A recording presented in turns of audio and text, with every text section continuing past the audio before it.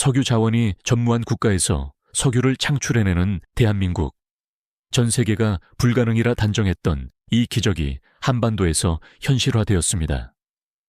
자원 빈국인 소국이 어떻게 에너지 초강대국으로 우뚝 설 수 있었을까요? 파리 국제 에너지 포럼에서 1000명이 넘는 세계 최고 전문가들이 기립박수를 보낸 그 결정적인 순간, 연단에서는 미국 여성 엔지니어의 충격적인 고백이 흘러나왔습니다. 우리가 염원하는 미래를 만들어낼 기술은 가장 조용한 방식으로 발현됩니다. 그리고 그 미래의 문을 열어준 국가는 바로 대한민국이었습니다. 자원 없는 약소국이라 치부되었던 대한민국이 어떻게 미국 최대 자동차 기업을 굴복시킬 수 있었을까요? 냉각수 단 한 가지로 연비를 2배로 증진시키고 폐기된 플라스틱에서 석유를 회수하는 경이로운 이야기의 실제 주인공은 다름 아닌 대한민국입니다. 저의 이름은 애니아 피터슨입니다. 미국 디트로이트에서 태어나 성장했습니다. 저는 MIT에서 기계공학과 에너지공학을 심도 있게 전공했으며 한때는 세계적인 전기차 선도 기업인 노바드라이브에서 기술 혁신을 선도하던 핵심 엔지니어였습니다. 하지만 지금은 지속가능성 책임자라는 한직에 머물고 있습니다. 유럽 배출가스 규제 기준 실패 사건 이후 저는 철저히 좌천되었습니다. 그날도 회의실에는 또 하나의 불명예스러운 실패 보고서가 올라왔습니다. 애니아, 이번 분기에도 배출 기준을 통과하지 못했습니다. 상사인 스콧 마샬 기술 이사가 차가운 목소리로 질책했습니다. 대안이 있습니까? 마샬 이사가 묻자 누군가 조심스럽게 한국의 기술에 대해 언급했습니다. 저는 실소를 금할 수 없었습니다. 한국이요. 그 나라는 천연자원도 부족하고 연료도 자체적으로 생산하지 못하는 나라가 아닙니까? 회의실은 침묵에 잠겼지만 저는 계속해서 발언했습니다. 석유 한 방울 나지 않는 나라에서 무슨 에너지 고차원 기술이 발명된다는 것입니까? 매년 유가가 상승할 때마다 애를 태우는 나라가 아닙니까? 전적으로 수입에 의존하는 국가에서 무슨 에너지 혁신이 나올 수 있습니까? 그저 마케팅쇼에 불과한 것 아닐까요? 그때 마샬 이사가 서류를 탁 내려놓으며 말했습니다.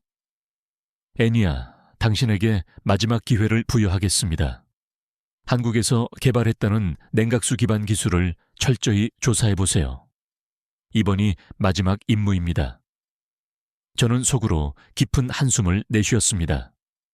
한국과 같은 작은 나라에서 도저히 미국에서도 해결하지 못한 문제를 풀 만한 대단한 기술이 나왔다는 것을 도저히 이해할 수 없었습니다.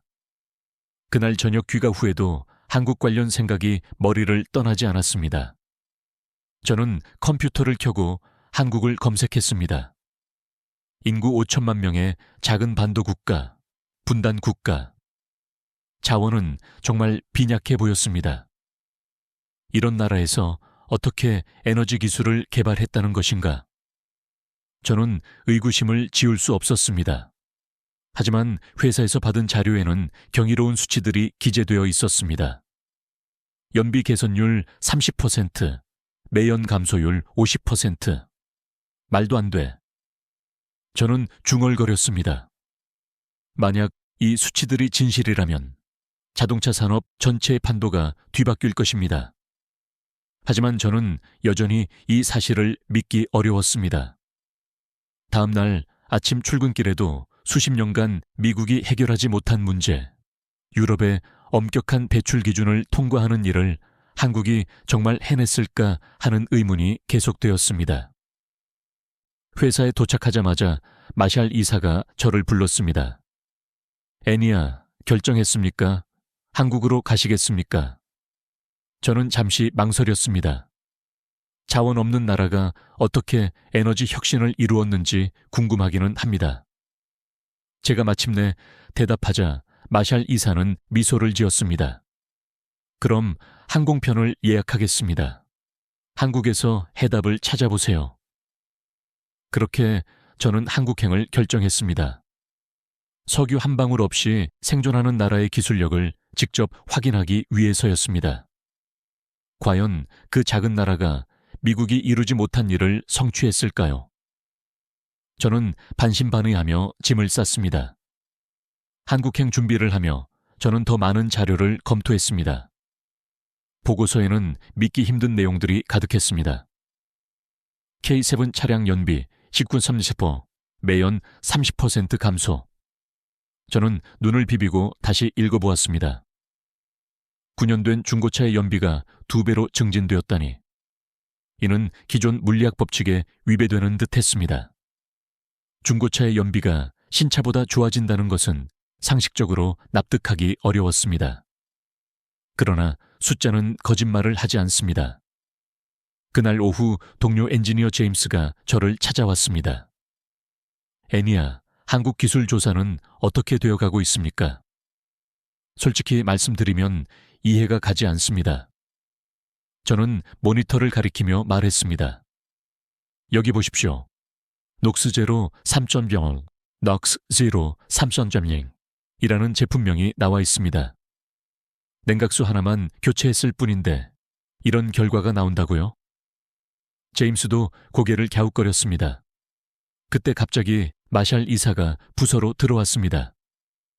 애니야, 급한 소식이 있습니다. 한국 기술이 미국 환경보호청 EPA 회의에 보고되었다는군요. 저는 깜짝 놀랐습니다. 환경보호청에서요? 네, 일부 자동차 회사들이 이미 높은 관심을 표명하고 있습니다.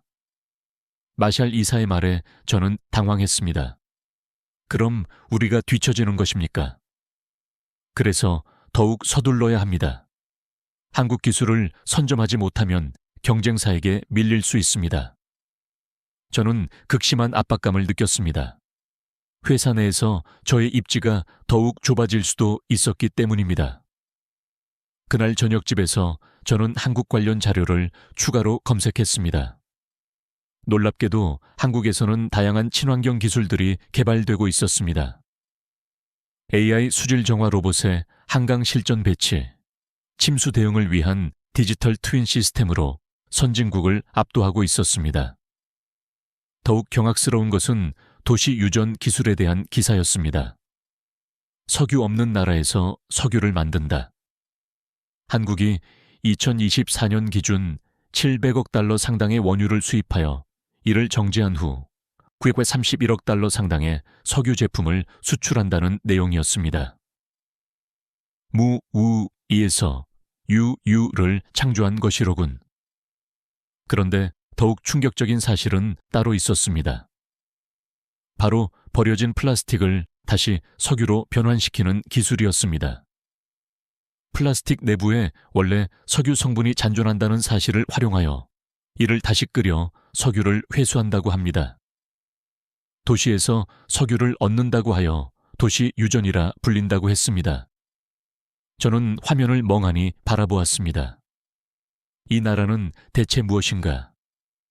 자원도 없고 영토도 작은 나라에서 이런 혁신 기술들이 출현한다는 것이 신기했습니다. 미국에서 아직 실험 단계에 머물러 있는 기술들이 한국에서는 이미 실용화 단계에 도달해 있었습니다. 다음 날 회사에서 저는 한국 기술에 대해 더 자세히 심층적으로 조사했습니다. 특히 냉각수 기반 연비 개선 기술에 집중했습니다. 자료를 보니 놀라운 사실들이 명백히 드러났습니다.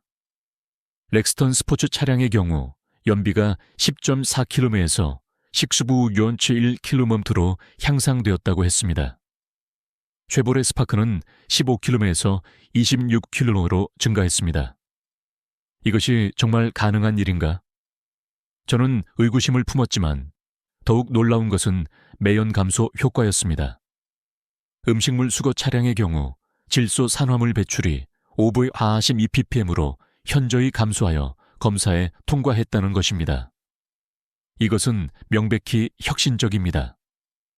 저는 마침내 인정할 수밖에 없었습니다.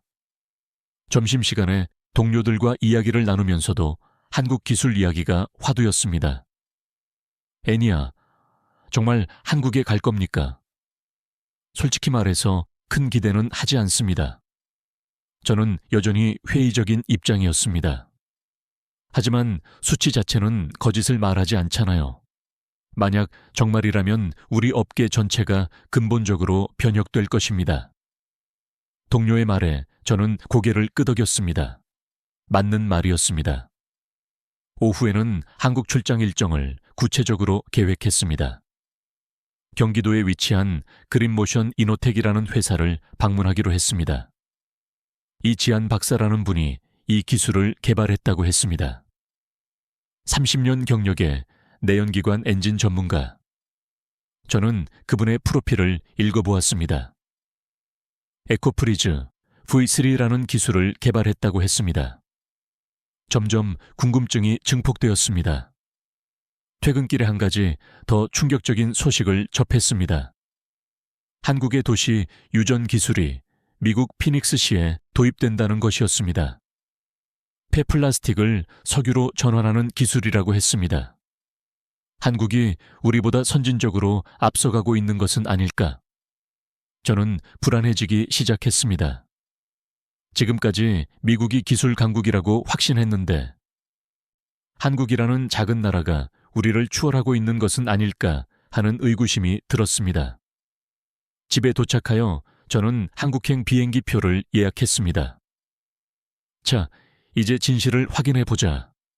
과연 한국이 정말 에너지 혁신을 이루어냈을까? 아니면 그저 과장된 마케팅에 불과할까? 곧 답을 알 수 있을 것 같았습니다.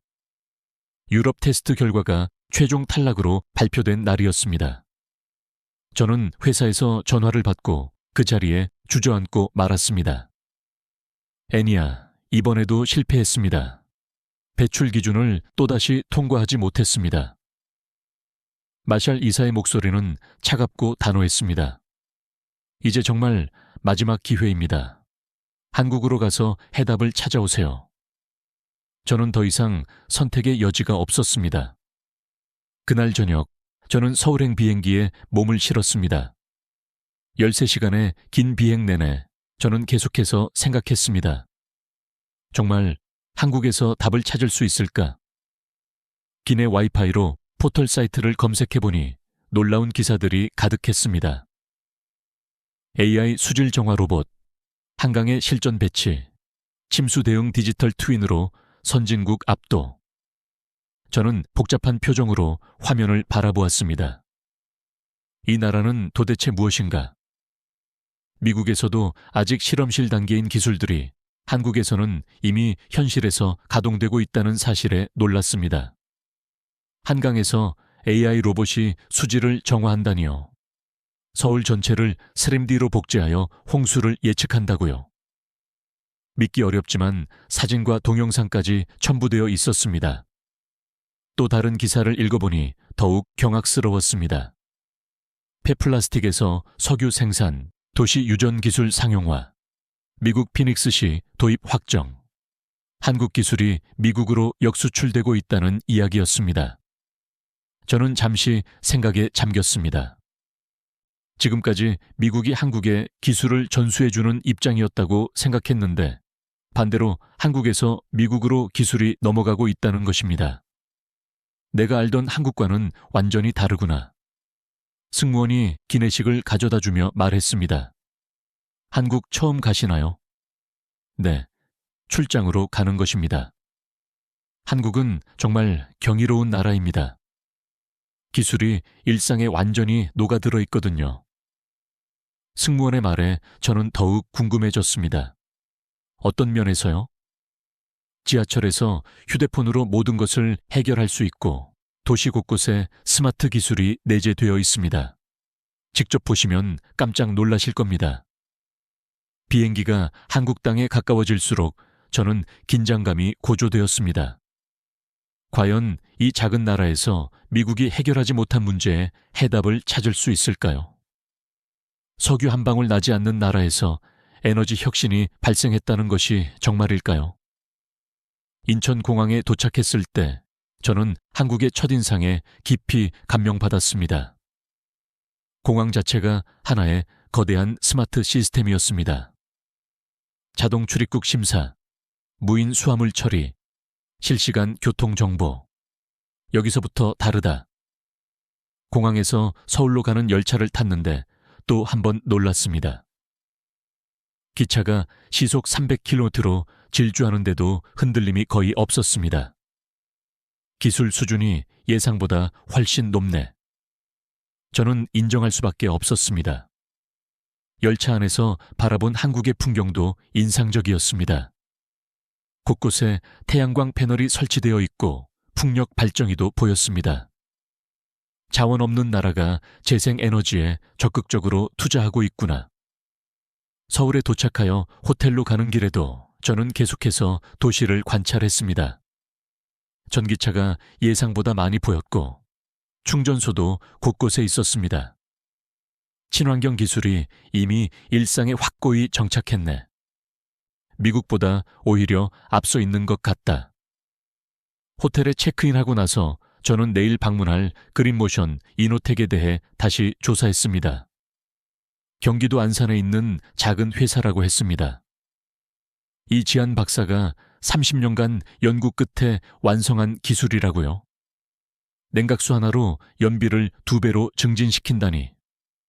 여전히 믿기 어려웠지만 이제 직접 확인할 수 있을 것 같았습니다.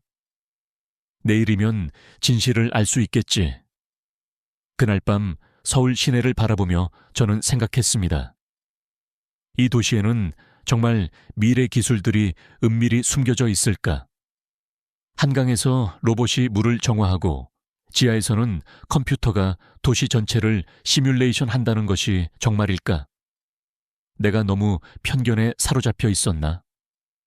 저는 스스로에게 물어봤습니다. 한국을 단순히 작은 나라로만 여겼는데 실제로는 기술 초강대국이었을지도 모릅니다. 내일이면 모든 것이 명확해질 것 같았습니다. 과연 한국이 미국이 해결하지 못한 에너지 문제에 결정적인 열쇠를 쥐고 있을까요? 저는 기대와 불안이 뒤섞인 채 잠자리에 들었습니다. 다음 날 아침 저는 경기도 안산으로 향했습니다.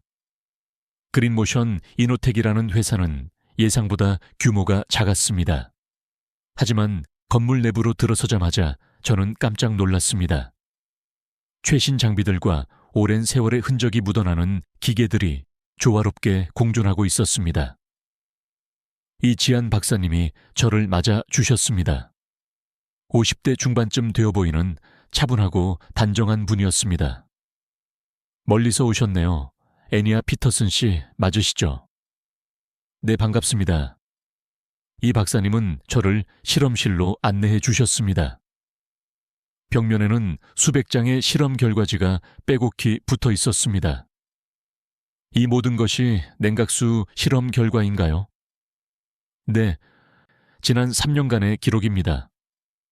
저는 차트들을 자세히 살펴보았습니다. 정말 놀라운 수치들이 기재되어 있었습니다. 연비 개선율, 매연 감소율, 엔진 출력 향상. 이게 정말 냉각수만 교체한 결과입니까? 그렇습니다. 이 박사님이 자신감 있게 대답하셨습니다. 열을 단순히 버리는 대신 다스리는 것입니다. 엔진의 열을 효율적으로 관리하면 성능이 극적으로 개선됩니다. 저는 반신반의하며 물어봤습니다. 직접 테스트해 볼 수 있을까요? 물론입니다.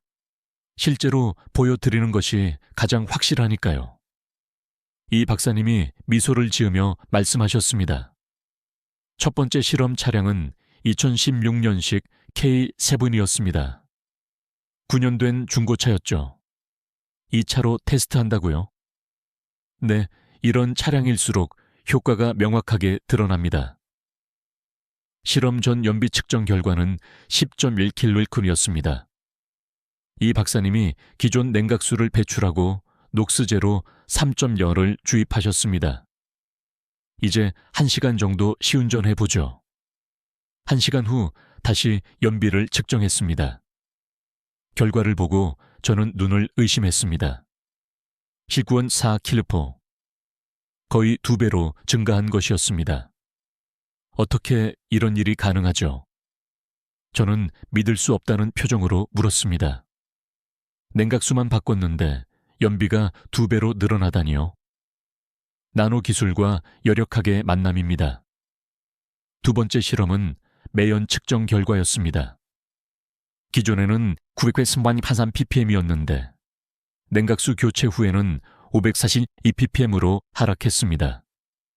매연이 거의 절반으로 줄었군요. 저는 서류를 들여다보며 중얼거렸습니다. 진짜였어. 저는 속으로 인정할 수밖에 없었습니다. 지금까지 의심했던 모든 데이터가 사실이었던 것입니다. 한국에서 정말 연비와 매연을 동시에 해결할 수 있는 획기적인 기술을 개발했다는 것이었습니다. 이 박사님이 설명해 주셨습니다. 우리나라는 석유가 단 한 방울도 생산되지 않습니다. 그래서 어떻게 해야 연료를 절약할 수 있을지 수십 년간 연구해 왔죠. 필요는 발명의 어머니라는 말이 정확하게 부합합니다. 이 기술의 경제적 가치는 얼마나 될까요? 제가 궁금해서 질문했습니다. 석유 한 배럴이 $80일 때 연비 12% 개선만으로도 절약되는 금액이 조 단위입니다. 해외에서 새로운 유전 하나를 확보한 것과 동일한 수준의 경제 효과입니다. 저는 깜짝 놀랐습니다. 냉각수 하나로 그런 엄청난 경제적 효과를 창출할 수 있다는 것이었습니다. 게다가 매연 배출량은 40%나 감소합니다. 탄소 중립 시대에 이보다 완벽한 기술은 존재하지 않을 것입니다. 저는 고개를 끄덕였습니다. 자원이 없다는 약점이 오히려 혁신의 강력한 동력이 되었다는 것이었습니다. 미국은 자원이 풍부했기 때문에 효율성에 대한 절박함이 부족했을지도 모르겠다. 이 기술을 개발하는데 얼마나 시간이 걸렸나요? 30년이요. 이 박사님의 답변에 저는 경탄했습니다. 30년이나 걸렸다고요? 처음에는 아무도 믿어주지 않았습니다. 정부도 대기업도 관심이 없었죠. 하지만 포기할 수 없었습니다. 우리나라의 미래가 걸린 문제였으니까요. 이 박사님의 눈빛은 진지했습니다. 그때 저는 한국과 미국의 근본적인 차이를 깨달았습니다. 미국은 당장의 수익을 중시했지만 한국은 장기적인 관점에서 기술을 개발한다는 것이었습니다. 특히 에너지와 같이 국가의 미래가 걸린 분야에서는 더욱 그러했습니다. 실험실을 둘러보며 저는 또 다른 발견을 했습니다. AI 기반 품질 관리 시스템이 설치되어 있었습니다. 작은 회사인데도 이런 첨단 시스템을 갖추고 있군요. 기술의 완성도를 극대화하려면 필수적입니다. 이 박사님이 보여주신 다른 차량들의 실험 결과도 놀라웠습니다. 렉스턴 스포츠는 10.4km에서 19km로, 쉐보레 스파크는 15km에서 26km로 연비가 개선되었습니다. 이 모든 차가 동일한 냉각수를 사용한 것인가요? 네, 에코프리즈, V스림 단 하나로 이런 결과를 도출했습니다. 비밀은 나노 광물질과 여력학적 설계에 있습니다. 이 박사님이 자세히 설명해 주셨지만 저는 여전히 믿기 어려웠습니다. 하지만 눈앞의 데이터는 부정할 수 없었습니다. 400대가 넘는 차량을 테스트한 결과였습니다. 정말 대단합니다. 저는 감탄할 수밖에 없었습니다. 그날 실험실을 나오면서 저는 많은 상념에 잠겼습니다. 한국이라는 나라를 너무 과소평가했다는 반성이었습니다. 자원이 없다는 약점이 오히려 최고의 기술을 창출해낸 원동력이었습니다. 이제 어떻게 해야 할까요? 저는 이 박사님께 물었습니다. 이 기술을 미국에서도 적용할 수 있을까요? 물론이죠. 기술에는 국경이 존재하지 않으니까요. 그날 밤 호텔로 돌아와서 저는 미국 본사에 보고서를 작성했습니다. 한국 기술 검증 완료. 즉시 도입 검토 필요. 이제 진정한 변화가 시작될 것 같았습니다. 이 지한 박사님의 기술이 실제로 작동한다는 것을 확인한 후 저는 더욱 큰 호기심을 느꼈습니다. 한국에 이런 기술이 또 있을까? 이 박사님이 미소를 지으며 말씀하셨습니다. 직접 보시는 것이 어떻겠습니까? 한국의 진정한 모습을 말입니다. 다음 날 저는 서울 시내 투어에 나섰습니다. 첫 번째 목적지는 한강이었습니다. 강변에 도착하자마자 저는 놀라운 광경을 목격했습니다. 물 위에 떠 있는 흰색 로봇이 조용히 움직이고 있었습니다. 저것은 무엇입니까? 가이드가 설명해 주었습니다. AI 수질 정화 로봇 에코봇입니다. 스스로 물의 상태를 측정하고 오염 물질을 제거합니다. 저는 믿기 어려웠습니다. 미국에서는 아직 실험실에서만 볼 수 있던 기술이 한국에서는 이미 실생활에 적용되고 있다는 사실에 놀랐습니다. 언제부터 사용하기 시작했나요? 이미 몇 년 전부터입니다. 한강뿐만 아니라 대청에서도 활동하고 있습니다. 로봇이 오작동을 스스로 수정하는 모습을 보고 저는 더욱 경탄했습니다. AI가 문제를 발견하고 자동으로 해결하고 있었습니다. 완전 자율 시스템이군요. 네, 사람이 개입할 필요가 거의 없습니다. 한강에서 나와 다음 목적지로 향했습니다. 서울시청이었습니다. 여기서는 또 다른 경이로운 기술을 볼 수 있었습니다. 디지털 트윈 서울, S맵이라는 시스템이었습니다. 담당자가 설명해 주었습니다.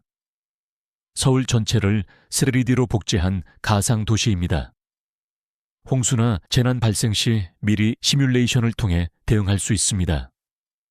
거대한 화면에는 서울 전체가 입체적으로 구현되어 있었습니다. 침수 시뮬레이션을 한번 보여드리겠습니다.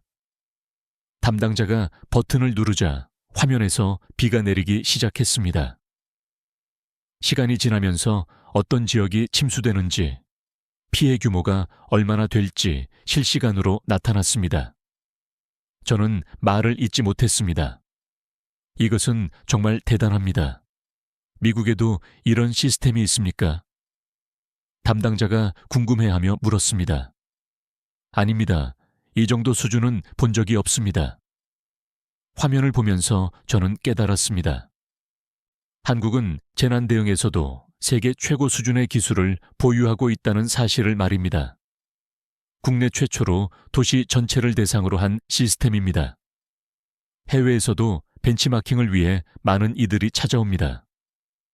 서울시청을 나와 마지막 목적지로 향했습니다. 경기도의 한 농업 단지였습니다. 여기서는 또 다른 충격적인 광경이 기다리고 있었습니다. 자율작업 트랙터가 무인으로 논을 가로지르고 있었습니다. 사람이 전혀 탑승하지 않고도 저렇게 정확하게 작업하네요. GPS와 AI가 결합된 기술입니다. 센티미터 단위로 정확하게 경로를 계산합니다. 트랙터가 장애물을 만나면 스스로 피해서 가는 모습도 신기했습니다. 완전히 자동화된 농업 시스템이네요. 네, 한국 농업의 미래입니다. 인력 부족 문제도 해결하고 효율성도 증대시킬 수 있습니다. 그날 하루 종일 한국의 기술들을 목격하고 나서 저의 생각은 완전히 바뀌었습니다. 이 나라는 모든 기술이 현실에 있다. 실험실에서만 존재하는 것이 아니라 실제 생활에서 활용되고 있었습니다.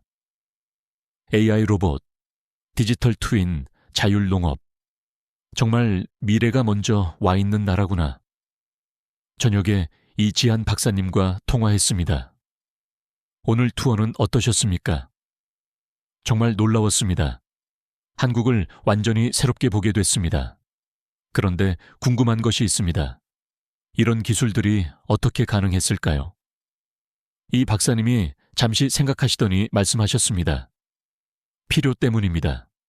한국은 자원도 없고 땅도 좁습니다. 그래서 효율성을 극대화할 수밖에 없었습니다. 모든 기술이 절약과 최적화를 목표로 개발된 것입니다. 그 말을 듣고 저는 비로소 이해했습니다.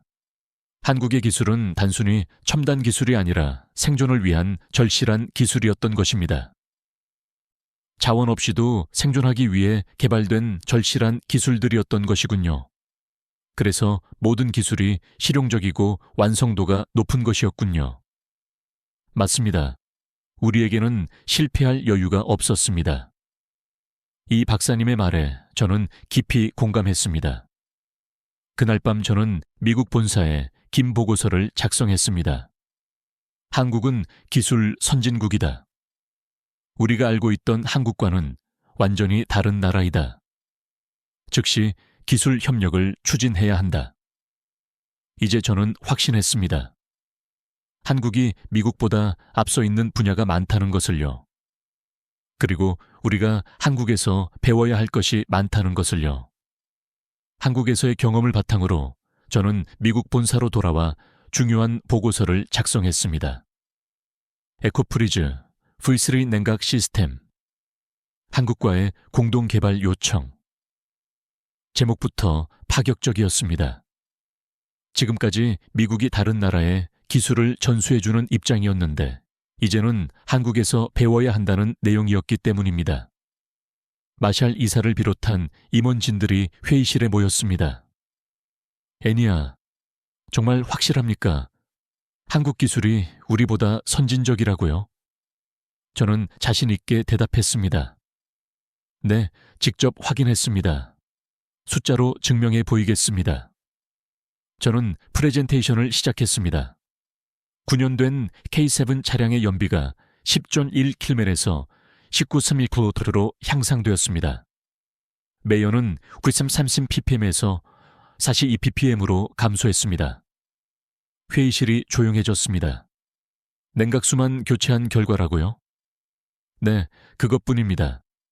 에코프리즈 V3라는 나노기술 기반 냉각수입니다. 마샬 이사가 신중하게 물었습니다. 그럼 우리 회사에서도 사용할 수 있을까요? 물론입니다. 이 지안 박사님이 기술 협력을 원한다고 하셨습니다. 하지만 조건이 있습니다. 어떤 조건이요? 단순한 기술 도입이 아니라 진정한 파트너십을 원하십니다. 한국의 기술 철학을 이해하고 존중해 달라는 것입니다. 임원들은 고개를 끄덕였습니다.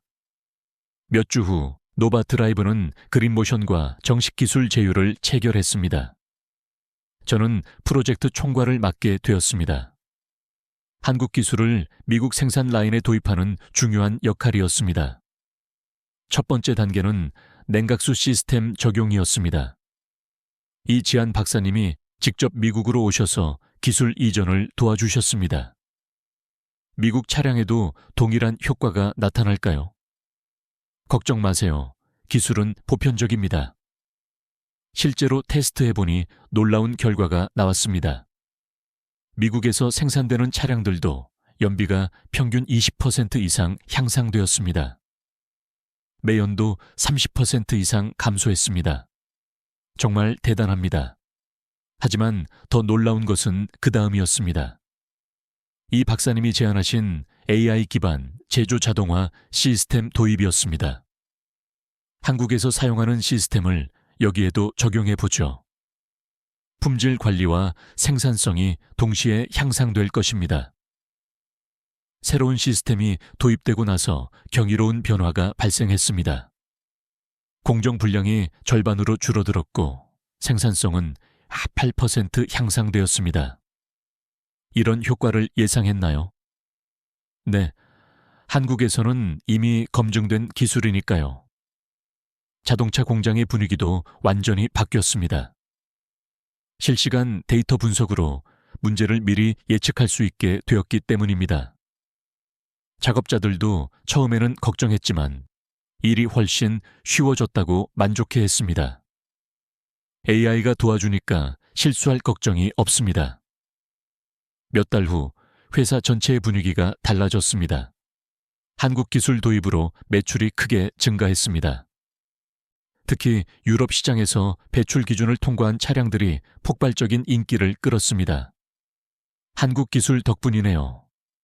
마샬 이사도 태도가 완전히 바뀌었습니다. 애니야, 정말 훌륭한 일을 해냈습니다. 한국과의 협력이 우리 회사를 구했습니다. 앞으로도 더 많은 협력을 추진합시다. 그때 저는 고개를 숙이며 말했습니다. 한국에 배운다. 처음입니다. 솔직한 심정이었습니다. 지금까지 미국이 최고라고 생각했는데 한국에서 더 나은 기술을 배우게 될 줄은 몰랐습니다. 이지한 박사님과 정기적으로 화상회의를 하면서 더 많은 것을 배웠습니다. 기술은 사람을 위한 것입니다. 수치를 개선하는 것이 목적이 아니라 사람의 삶을 개선하는 것이 목적입니다. 박사님의 철학이 점점 이해되었습니다. 한국의 다른 기술들도 관심이 커졌습니다. 도시 유전 기술, AI 수질 정화, 디지털 트윈. 이런 기술들도 미국에 도입할 수 있을까요? 물론이죠. 기술은 공유될 때 더욱 발전합니다.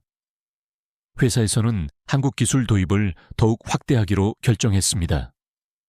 저는 한국기술협력 전담팀의 팀장이 되었습니다. 애니아, 한국이 우리의 새로운 핵심 파트너입니다. 더 많은 협력 방안을 모색하세요. 그렇게 우리 회사는 한국 기술로 완전히 변모했습니다. 연비는 좋아지고, 매연은 줄어들고, 생산성은 높아졌습니다. 무엇보다 직원들이 자신감을 회복했습니다. 우리도 친환경 기술 선도 기업이 될 수 있구나. 저는 매일 출근할 때마다 뿌듯함을 느꼈습니다. 한국이라는 작은 나라에서 배운 기술로 미국 자동차 산업에 새로운 활력을 불어넣고 있다는 생각이 들었기 때문입니다. 정말 값진 경험이었습니다. 하지만 이것은 시작에 불과했습니다. 더 큰 변화가 도래하고 있었습니다. 한국 기술이 전 세계로 확산되는 놀라운 일들이 말입니다. 한국 기술 도입이 성공하면서 저는 언론에 집중적인 주목을 받게 되었습니다. 어느 날 갑자기 기자 회견 요청이 들어왔습니다. 애니아 피터슨 씨, 한국 기술에 대해 질문하고 싶습니다. 미국 기업이 한국 기술을 도입한 이유가 무엇입니까? 기자회견장에는 예상보다 훨씬 많은 기자들이 운집해 있었습니다. 당신이 선택한 기술, 왜 한국이었습니까?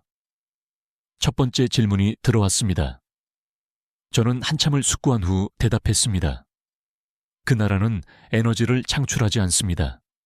대신 단 하나도 낭비하지 않습니다. 기자들이 고개를 끄덕이며 저의 말을 받아 적었습니다. 한국의 기술은 효율성의 극치입니다. 구체적으로 어떤 점이 다릅니까? 미국은 자원이 풍부했기 때문에 효율성보다는 성능에 집중했습니다. 하지만 한국은 자원이 없었기에 효율성을 극대화할 수밖에 없었습니다. 그 차이가 기술의 차이를 만들어낸 것입니다. 또 다른 기자가 손을 들었습니다. 한국 기술의 핵심 철학이 무엇이라고 생각하십니까? 절약의 철학입니다. 에너지를 아끼고 자원을 재활용하며 효율을 높이는 것. 이 모든 것이 하나의 철학으로 연결되어 있습니다. 기자회견이 끝나고 나서 회사 내부에서도 변화가 일어났습니다. 사내 회의에서 저는 새로운 제안을 했습니다. 한국식 기술 교육 시스템을 도입해보는 것이 어떻겠습니까? 우리 엔지니어들이 한국의 기술 철학을 배울 수 있도록 말입니다. 그런데 더 놀라운 소식이 들려왔습니다. 독일과 일본의 자동차 업계에서도 한국 기술에 관심을 표명하기 시작했다는 것이었습니다. 전통적인 자동차 강국들이 믿지 못하겠다는 반응이었다고 합니다. 하찮게 여겼던 냉각수가 자동차 산업 전체를 뒤흔들 신소재가 될 줄은 몰랐다고 했다는군요. 정말 시대가 바뀌고 있습니다. 저는 감탄할 수밖에 없었습니다. 한국이 자동차 강국들을 놀라게 할 만큼 선도하고 있다는 증거였습니다. 마샬 이사가 관심을 보였습니다. 어떤 내용인가요? 효율성 중심의 사고방식, 장기적인 관점에서의 기술 개발, 그리고 실용성 중시입니다. 한국 엔지니어들이 어떻게 생각하고 일하는지 배우는 것입니다. 몇 주 후 한국에서 기술자들이 와서 워크숍을 개최했습니다.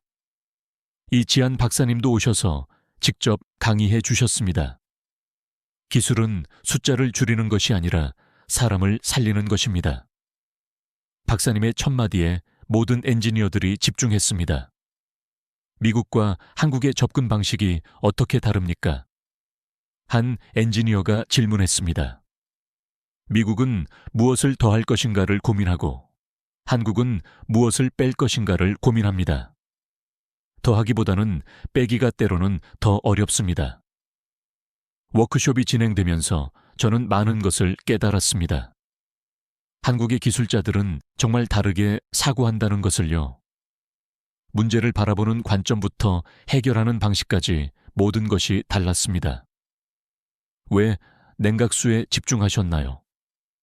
제가 이 박사님께 개인적으로 질문했습니다. 엔진에서 가장 많은 에너지가 낭비되는 부분이기 때문입니다. 열을 버리는 대신 활용하면 효율이 극적으로 높아집니다. 그런데 왜 다른 나라에서는 이것을 생각하지 못했을까요? 자원이 풍부한 나라들은 낭비에 대한 절박함이 부족합니다. 하지만 우리는 한 방울의 연료라도 아껴야 했거든요. 박사님의 말에 저는 깊이 공감했습니다. 워크숍이 끝나고 나서 우리 엔지니어들의 사고방식이 바뀌기 시작했습니다. 어떻게 하면 더 효율적으로 만들 수 있을까? 불필요한 에너지 소모는 없을까? 이런 질문들을 하기 시작한 것입니다. 몇 달 후 놀라운 일이 일어났습니다. 우리 엔지니어들이 한국 기술을 응용하여 새로운 시스템을 개발한 것입니다. 한국에서 배운 효율성 철학을 적용했습니다. 에너지 소모를 20% 더 줄였습니다. 저는 정말 자랑스러웠습니다. 한국에서 배운 기술이 미국에서 더 발전하고 있다는 것을 보았기 때문입니다. 이것이 진정한 기술 협력이구나. 서로 배우고 발전하는 관계 말이에요. 어느 날 이지한 박사님과 화상 통화를 하면서 이런 말씀을 드렸습니다. 박사님 덕분에 제 인생이 바뀌었습니다. 기술을 바라보는 관점이 완전히 달라졌거든요. 이제는 효율성과 실용성을 최우선으로 생각하게 됩니다. 박사님이 웃으시며 말씀하셨습니다. 기술은 혼자 발전하는 것이 아닙니다. 서로 배우고 공유할 때 더 큰 발전이 있습니다. 애니아 씨도 우리에게 많은 것을 가르쳐 주셨어요. 그 말을 듣고 저는 뭉클했습니다. 처음에는 한국 기술을 의심했던 제가 이제는 한국에서 가장 중요한 것을 배웠다는 생각이 들었기 때문입니다. 기술의 진정한 목적이 무엇인지를 말입니다. 기술은 사람을 위한 것이다. 이 박사님의 말이 계속 머릿속에 맴돌았습니다. 그리고 저는 이제 그 의미를 완전히 이해할 수 있었습니다. 한국의 기술이 특별한 이유를 말입니다. 시간이 흘러 1년 후 저에게 평생 잊지 못할 기회가 찾아왔습니다. 파리에서 개최되는 국제에너지 포럼에서 기조연설을 해달라는 요청이었습니다. 전 세계 에너지 전문가들이 모이는 자리에서 한국 기술에 대해 이야기하는 것이었습니다. 연설 준비를 하면서 저는 지난 1년을 되돌아봤습니다. 한국을 단순히 작은 나라로 여겼던 제가 이제는 그 나라의 기술을 전 세계에 알리는 역할을 하게 됐다니 정말 인생은 알 수 없는 것 같습니다. 파리의 컨벤션 센터에 도착했을 때 저는 극도로 긴장되었습니다. 50여 개국에서 5천 명이 넘는 전문가들이 모여 있었습니다. 과연 내가 잘할 수 있을까? 마지막까지도 걱정이 되었습니다. 드디어 제 차례가 되었습니다. 무대에 올라서자 조명이 저를 비추었습니다. 객석에 앉은 전문가들의 시선이 모두 저에게 집중되었습니다. 저는 심호흡을 하고 말을 시작했습니다. 안녕하세요. 저는 애니아 피터슨입니다. 오늘 저는 여러분께 한 작은 나라가 어떻게 에너지 혁신을 이뤄냈는지에 대한 이야기를 들려드리고 싶습니다. 1년 전만 해도 저는 한국을 과소평가했습니다. 자원도 없고 작은 나라에서 무슨 기술이 나오겠냐고 생각했죠. 하지만 제가 완전히 틀렸습니다. 객석이 조용해졌습니다. 모든 사람들이 제 이야기에 집중하고 있었습니다. 한국은 자원이 없다는 약점을 오히려 최대의 강점으로 전환했습니다. 석유 한 방울 없이도 에너지 효율성에서 세계 최고가 된 것입니다. 저는 구체적인 사례들을 들어 설명했습니다. 냉각수 하나만 교체하여 연비를 2배로 증진시켰습니다. AI 로봇이 강에서 물을 정화하고 있습니다. 도시 전체를 가상으로 복제하여 재난에 대비하고 있습니다. 이 모든 기술의 공통점이 무엇이라고 생각하십니까? 저는 객석을 바라보며 질문했습니다. 바로 효율성입니다. 한국은 모든 기술을 효율성 관점에서 개발합니다. 특히 냉각수 기술은 경제학에서 말하는 기회비용을 완벽하게 구현했습니다. 도시 유전이 폐기물에서 물리적으로 원유를 회수한다면 연비 개선은 소비 단계에서 가상으로 원유를 생산하는 것과 같습니다. 연비 12% 개선만으로도 조 단위의 경제 효과를 창출하면서 동시에 탄소 배출을 40% 줄이는 것입니다. 우리가 미래를 만들 기술은 가장 조용한 방식으로 시작됩니다. 화려하지 않아도 크지 않아도 정말 필요한 기술입니다. 그리고 그 미래를 열어준 국가는 대한민국이었습니다. 제가 연설을 마치자 박수가 터져 나왔습니다. 처음에는 몇몇이 박수를 치더니 점점 더 많은 사람들이 기립하기 시작했습니다. 결국 1000명이 넘는 전문가들이 모두 일어서서 박수를 쳤습니다. 기립 박수가 계속되는 동안 저는 감격에 벅찼습니다. 한국의 조용한 기술자 이지한 박사님이 떠올랐기 때문입니다. 30년간 묵묵히 연구하신 그분의 노력이 이제 전 세계에 알려지고 있다는 생각이 들었습니다. 연설이 끝나고 나서 많은 전문가들이 저에게 찾아왔습니다. 한국 기술을 저희 나라에도 도입하고 싶습니다. 이지한 박사님을 소개해 주실 수 있나요? 한국과 기술 협력을 하고 싶습니다.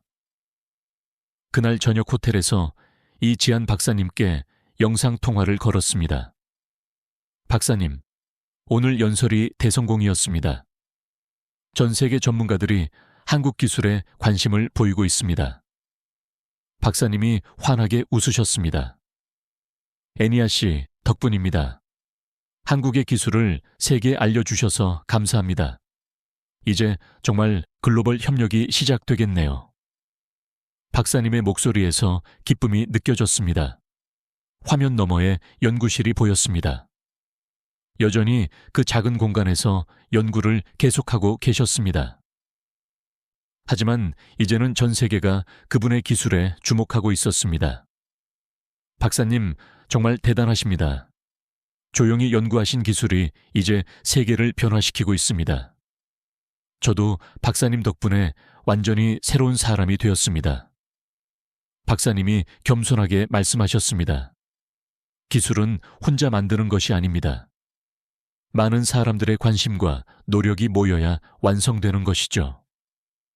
애니아 씨도 그 중요한 역할을 해주셨습니다. 그날 밤 저는 지난 1년을 되돌아보며 일기를 썼습니다. 한국에서 배운 것은 기술이 아니라 철학이었다. 효율성, 실용성, 그리고 사람을 위한 기술이라는 철학을. 그리고 그 철학이 세계를 바꾸고 있다. 며칠 후 미국으로 돌아왔을 때 회사에서는 축하 파티를 열어주었습니다. 애니아 덕분에 우리 회사가 세계적으로 명성을 얻었습니다. 한국기술 파트너십이 대성공이었습니다. 동료들이 진심으로 축하해 주었습니다. 하지만 저에게 가장 뜻깊었던 것은 따로 있었습니다. 이지한 박사님으로부터 온 편지였습니다. 애니아 씨 덕분에 한국 기술이 세계로 나아갈 수 있었습니다. 진정한 기술 협력의 모범을 보여주셨습니다. 편지를 읽으면서 저는 정말 보람을 느꼈습니다. 처음에는 의심했던 한국 기술이 이제는 제 인생을 바꿔놓았기 때문입니다. 그리고 저도 그 기술이 세계로 확산되는데 작은 역할을 했다는 것이 자랑스러웠습니다. 지금도 저는 한국 기술 협력 업무를 계속하고 있습니다. 더 많은 나라들이 한국의 기술을 도입하고 싶어 합니다. 조용한 혁신이 이제 전 세계로 퍼져나가고 있는 것입니다. 그때마다 저는 생각합니다. 진정한 기술은 조용히 시작되지만 결국 세상을 바꾼다. 한국이 보여준 조용한 혁신이 바로 그런 것이었습니다. 그리고 저는 그 역사의 한 부분이 될 수 있어서 정말 행복합니다.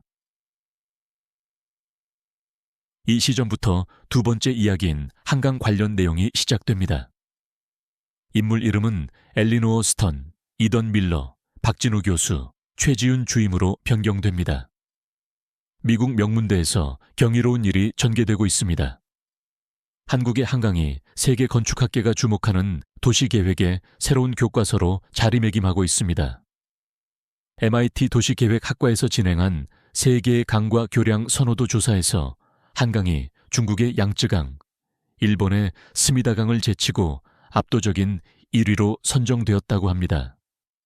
미국 전역의 대학에서는 한강의 친환경 설계와 세계 최초의 침수 교량 시스템을 배우려는 학생들로 강의실이 인산인해를 이루고 있다고 합니다. 불과 몇 년 전까지 아시아의 평범한 강이라 불리던 한강이 이제 도시와 자연의 공존 모델로 세계 건축학계를 뒤흔들고 있습니다. 이 모든 사태의 시발점에는 MIT의 에밀리 워커 교수가 있었습니다. 도대체 어떻게 한강이 세계적인 조명을 받게 되었을까요? 저는 매사추세츠 공과대학교 MIT 도시계획학과 3학년에 재학 중인 엘리노어 스턴입니다. 올해 여름 제 인생에서 가장 놀라운 경험을 하게 될 줄은 전혀 예상하지 못했습니다. 모든 것은 에밀리 워커 교수님의 특별 여름 프로그램 세계의 강과 교량 발표에서 비롯되었습니다. 여러분, 이번 여름 특별 프로그램으로 세계의 주요 강과 교량을 직접 방문해 볼 것입니다. 워커 교수님의 말씀에 강의실이 술렁이었습니다.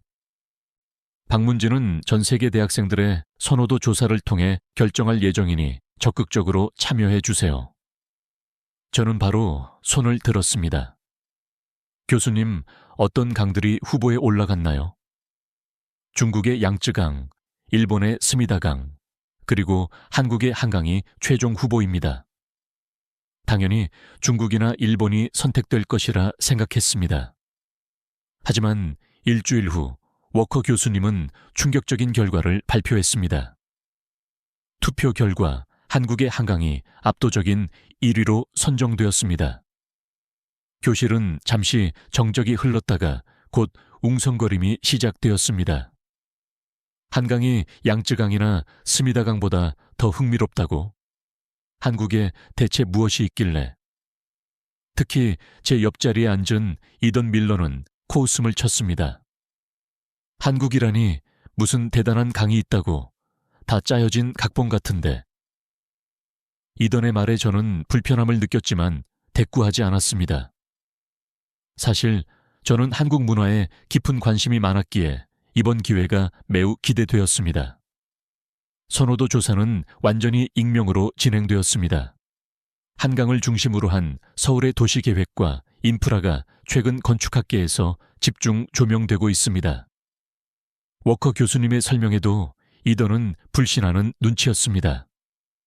아시아 국가들은 자기네 홍보에 열심이니까 투표에 영향을 미쳤을 수도 있죠. 그 말의 옆에 있던 제이슨이 소리쳤습니다. 야, 이던. 넌 한국에 대해 뭘 알아서 그러는 거야? 이던은 어깨를 으쓱했습니다. 그냥 내 생각을 말한 것뿐이야. 워커 교수님은 이러한 반응들을 지켜보시다가 미소를 지으셨습니다.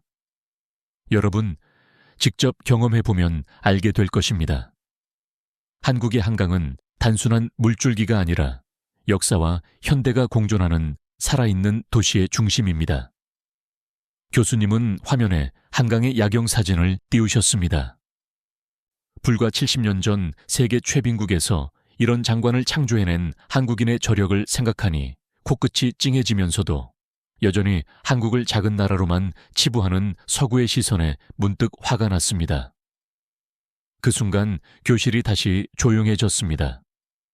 화면 속 한강은 반짝이는 조명과 아름다운 교량들, 그리고 그 위를 지나는 현대적인 건물들로 가득했습니다. 저도 한강의 아름다움에 감탄했지만 이던은 여전히 회의적인 표정이었습니다.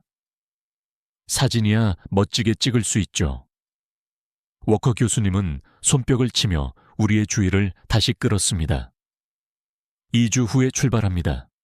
서울에서 우리를 안내해 줄 서울대학교의 박진우 교수님과도 연락이 닿았습니다. 서울대학교에서 도시공학을 가르치시는 분이죠. 출발일이 다가올수록 저는 더욱 기대에 부풀었습니다. 한국은 제가 늘 방문하고 싶었던 나라였으니까요. 반면 이던은 여전히 시큰둥한 반응이었습니다. 아시아 강들은 다 비슷하지 않을까? 오염되고 복잡하고. 그의 편견의 찬말에 저는 한숨만 쉴 수밖에 없었죠. 하지만 곧 우리가 직접 보게 될 테니 말로 그를 설득하려 하지 않았습니다. 출발 전날 워커 교수님은 마지막 설명회를 열었습니다. 여러분, 이번 방문은 단순한 관광이 아닙니다. 한강은 한국의 급속한 발전을 상징하는 중심지로 세계적인 도시 계획의 모델이 되고 있습니다. 저는 설렘으로 가득 찼습니다. 드디어 내일 우리는 한국으로 떠나게 될 것입니다. 이던의 냉소적인 시선이 한국에서 어떻게 변화할지 정말 궁금했습니다. 파리 인천 국제공항에 도착한 순간 저는 입이 다물어지지 않았습니다. 상상했던 것보다 훨씬 더 현대적이고 깔끔한 공항이었기 때문입니다. 와, 이게 정말 아시아 공항이야. 미국보다 더 깨끗하고 효율적인데. 제 옆에 서 있던 친구 사라가 감탄했습니다. 심지어 이던도 잠시 놀란 표정을 감추지 못했습니다. 입국 절차가 엄청 빨랐어. 우리나라보다 확실히 시스템이 잘 되어 있네. 우리를 맞이한 서울시청 국제교류과 최지훈 주임은 환한 미소로 우리를 맞이했습니다.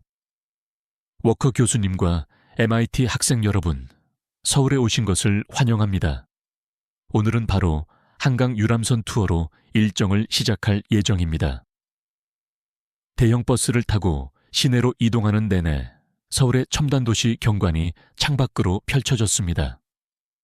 높은 빌딩들 사이로 깨끗하게 정돈된 거리와 공원들이 보였습니다. 여기가 정말 전쟁 후 폐허에서 재건된 도시라고? 전혀 흔적이 안 보이는데. 제 맞은편에 앉은 마이클이 중얼거렸습니다. 최지훈 주임이 웃으며 대답했습니다. 네, 한국 전쟁 이후 서울은 완전히 새롭게 태어났습니다. 특히 한강은 서울 발전의 중심축이었습니다. 버스가 한강변에 도착했을 때 우리 모두 창가로 몰려들었습니다. 넓게 펼쳐진 강과 그 위에 놓인 다양한 형태의 다리들이 장관이었습니다. 저기 보이는 다리가 반포대교입니다. 오늘 저녁에는 특별한 공연을 보실 수 있을 거예요. 최지훈 주임의 안내에 따라 우리는 유람선에 승선했습니다. 선상에서 바라본 한강은 정말 넓고 웅장했습니다. 저는 계속 사진을 찍느라 분주했습니다. 한국 사람들은 한강을 어떻게 활용하나요? 워커 교수님이 질문하자 최지훈 주임이 설명해 주었습니다. 한강은 서울 시민들의 휴식 공간이자 문화 공간입니다. 자전거 도로, 공원, 수상 스포츠 시설이 잘 갖춰져 있죠. 해가 지기 시작하자 유람선은 반포대교 근처로 이동했습니다. 잠시 후 세계 최장의 분수쇼가 시작됩니다. 2008년 기네스북에 등재된 달빛 무지개 분수입니다. 정확히 7시 30분 반포대교에서 장관이 펼쳐졌습니다. 다리 양쪽에서 380개의 노즐이 분당 190톤의 물을 뿜어내며 화려한 색깔의 조명과 함께 춤을 추는 듯 했습니다. 너무 아름다워요. 저도 모르게 환호성을 질렀습니다. 유람선의 모든 사람들이 탄성을 내뱉었습니다.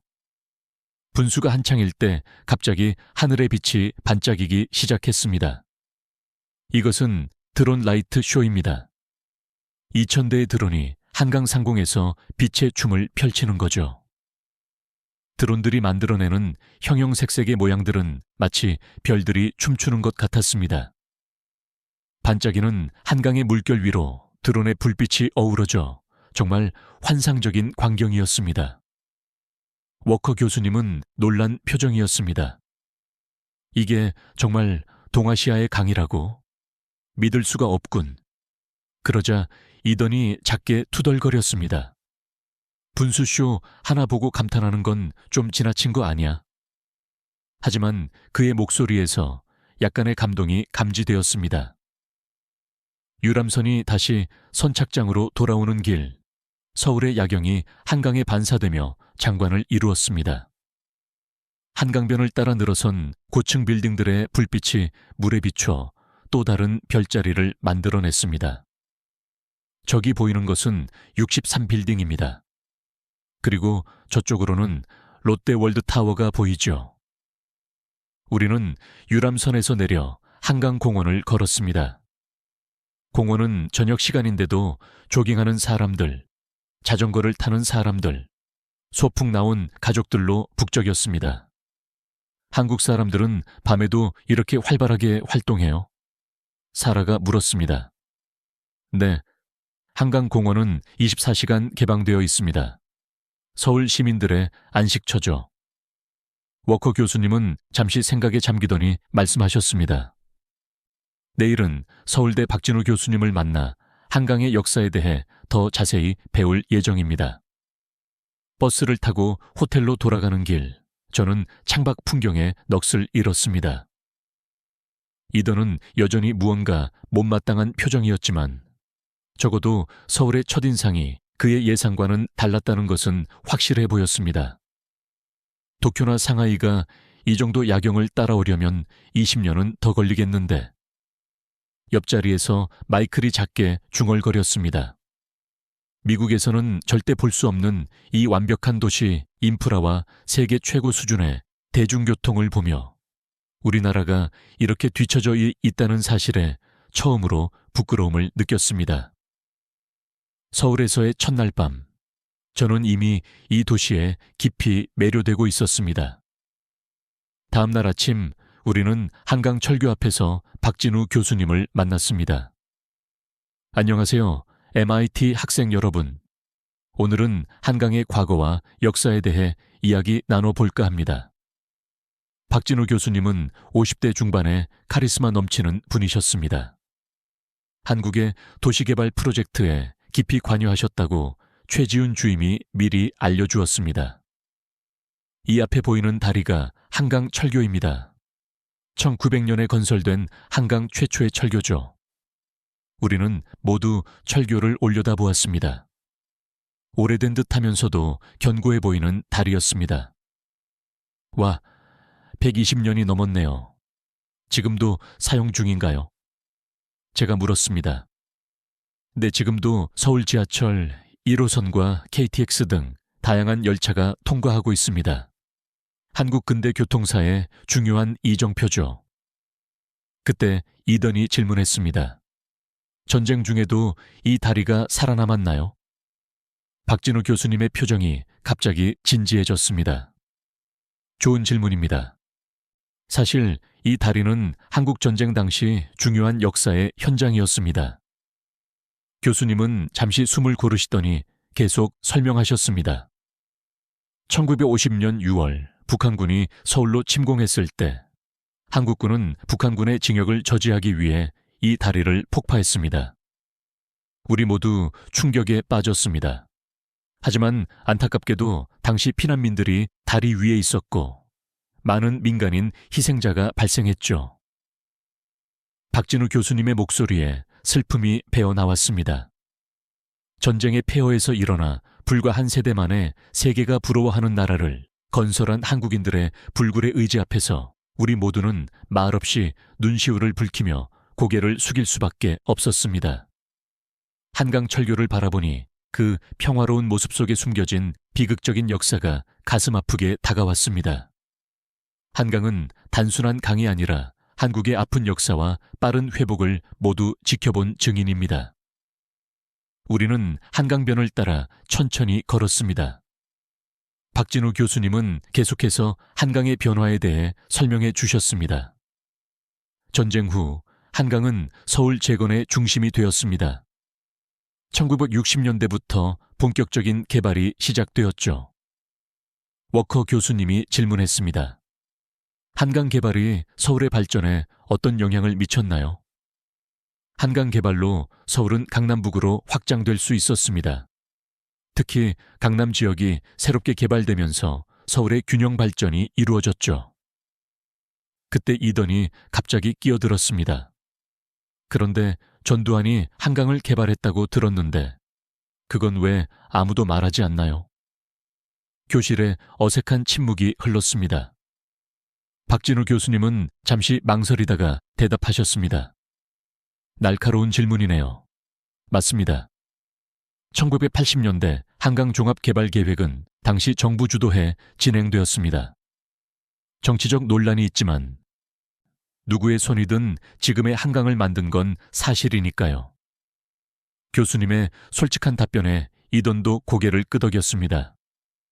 우리는 계속 걸으면서 여의도 방향으로 향했습니다. 여의도는 원래 모래톱이었다가 개발된 인공섬입니다. 지금은 서울의 금융중심지가 되었죠. 여의도 공원에 도착해서 우리는 잠시 휴식을 취했습니다. 한강은 단순한 지리적 장벽이 아니라 한국의 역사, 정치, 경제를 모두 관통하는 축이었습니다. 워커 교수님이 감탄하며 말씀하셨습니다. 네, 맞습니다. 삼국시대부터 한강을 차지하는 것은 한반도의 주도권을 쥐는 것과 같았습니다. 사라가 물었습니다. 삼국시대요. 그때도 한강이 중요했나요? 물론입니다. 백제가 한강 유역을 중심으로 초기 황금기를 누렸고 이후 고구려와 신라가 한강을 차지하며 세력 균형이 바뀌었습니다. 학생들은 모두 놀란 표정이었습니다. 이런 역사가 있다는 걸 왜 아무도 말해주지 않았지? 제이슨이 작게 중얼거렸습니다. 박진우 교수님은 미소를 지으셨습니다. 한강은 2000년이 넘는 역사를 품고 있습니다. 오늘날의 현대적인 모습만 보면 그 깊은 역사를 짐작하기 어렵죠. 저는 한강을 바라보며 새로운 시각을 갖게 되었습니다. 처음에는 그저 아름다운 야경이 있는 강이라고만 생각했는데 이제는 한나라의 흥망성쇠를 함께한 역사의 증인으로 보였습니다. 내일은 좀 더 현대적인 한강의 모습을 보여드릴게요. 세계적인 기록을 가진 다리들을 방문할 예정입니다. 돌아가는 버스 안에서 이던은 평소보다 조용했습니다. 아마도 그도 한강의 깊은 역사에 대해 많은 생각을 한 듯했습니다. 엘리노어, 너 한국 역사에 대해 알고 있었어? 이던이 갑자기 물었습니다. 조금은요. 하지만 오늘 훨씬 더 많이 배웠어요. 나는 한국이 그저 최근에 발전한 나라인 줄만 알았어. 이던의 목소리에서 처음으로 진지함이 느껴졌습니다. 한강의 역사는 이던뿐만 아니라 우리 모두에게 깊은 인상을 남겼습니다. 셋째 날 우리는 고덕평대교로 향했습니다. 최지훈 주임이 버스 안에서 설명을 시작했습니다. 오늘 방문할 고덕평대교는 2025년 1월에 개통된 세계 최장 콘크리트 사장교입니다. 모두가 관심을 보였습니다. 세계 최장이라고요? 정확히 어느 정도인가요? 마이클이 물었습니다. 주경관이 아치보의 마침밀루트로 노르웨이의 스칸순교와 파나마의 아틀랜틱교를 넘어선 기록입니다. 박진우 교수님이 덧붙이셨습니다. 사장교란 케이블이 탑에서 부채꼴 모양으로 퍼져 다리를 지탱하는 구조를 말합니다.